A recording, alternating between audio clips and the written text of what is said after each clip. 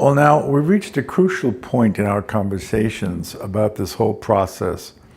And remember that it's about effective talk therapy, which I add the subtitle Learning Life to. And what I'm driving at here is that, in a certain sense, what we've put together so far are the basic assumptions that I think are appropriate for the whole process of therapy that we're talking about. Now, the fundamental point here is something that I remember bringing up at a lecture many years ago. I attended very interestedly a lecture by Stephen Mitchell about psychoanalysis and the process of therapy. And I remember after the lecture was over asking him the question, do you believe that the therapist has certain assumptions about where we're going and what we need in the process of therapy or not? And I remember his answer. It's very kind. He said, well, it's a very intriguing question. We ask ourselves that all the time, and so far we haven't come up with a definitive answer. But it's something that I've been thinking about since I've been involved in the process. And my fundamental assumption is that there is indeed a pattern. There is indeed something that lies at the foundation of any need for therapy. In other words, I am assuming that as human creatures, a part of the evolutionary process of life on this planet Earth, that we as human beings require instruction, require nurturing, require support to have our lives defined for us, to know the kind of life we're going to lead. In other words, it is much more complex, but it is analogous to what young whales receive, what young tigers receive, what young chimpanzees receive.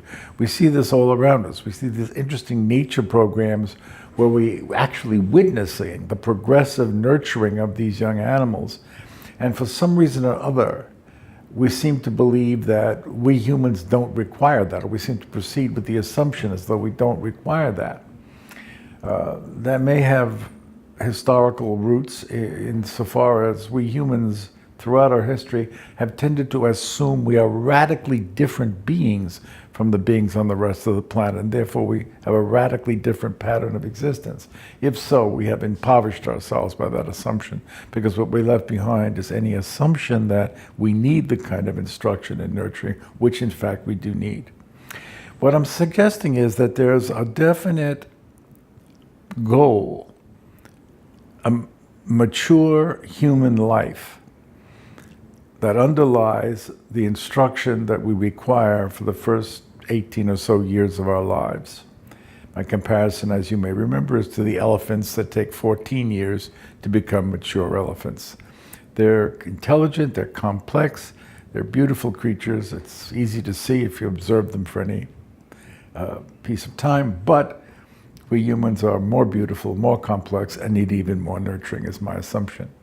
Now, what that means is that every single human being in his or her childhood phase is taking in at all times whether or not, as an individual, he or she is receiving the kind of maturing instruction that is needed. And my assumption, my assertion is that to the degree that that instruction is inadequate, has gaps in it, has negative parts to it, have parts that positively left out, simply because they're unnoticed or unregarded, any of those flaws is reflected in the kind of assumptions that we make about ourselves.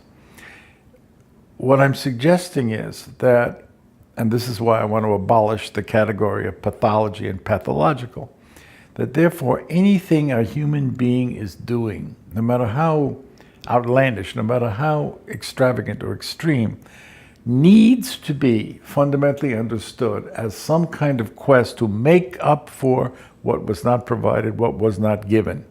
It is the quest for that. And there are some things where it's hard to see that exactly.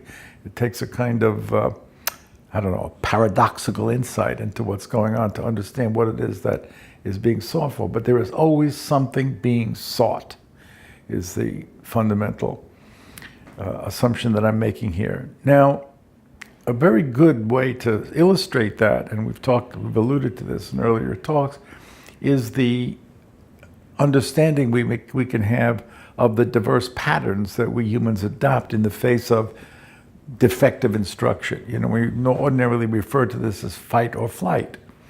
And that pretty much encompasses the many various types of fight and many various types of flight that we humans are capable of inventing, but it does generally capture the response to any kind of defective instruction.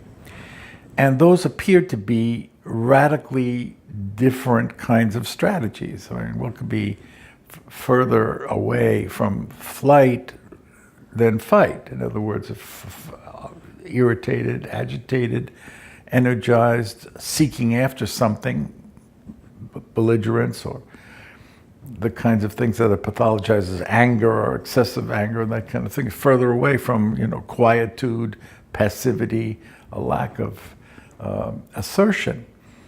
But if you look at the psychological basis of those two apparently opposed strategies, it becomes shockingly evident that in fact they root in the same assumption.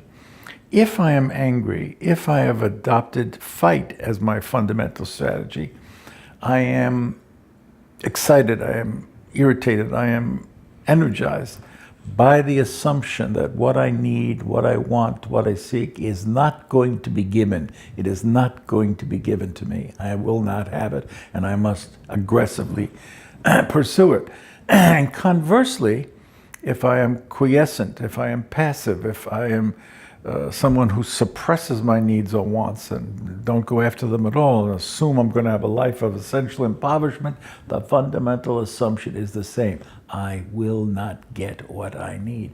So strangely enough, these two apparently opposed strategies turn out to have a single fundamental experience, a single fundamental assumption. Now the content is, of course, infinitely varied, it's personal, but the assumption is the same. I will not get what I need. I will not be given what I need to become a successful, functioning, thriving, fulfilled human being.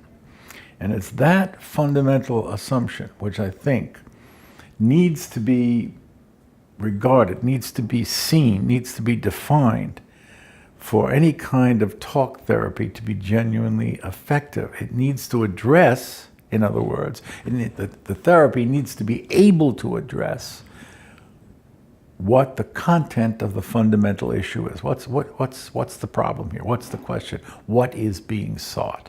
And that's what we're going to talk about in the next few conversations that we have.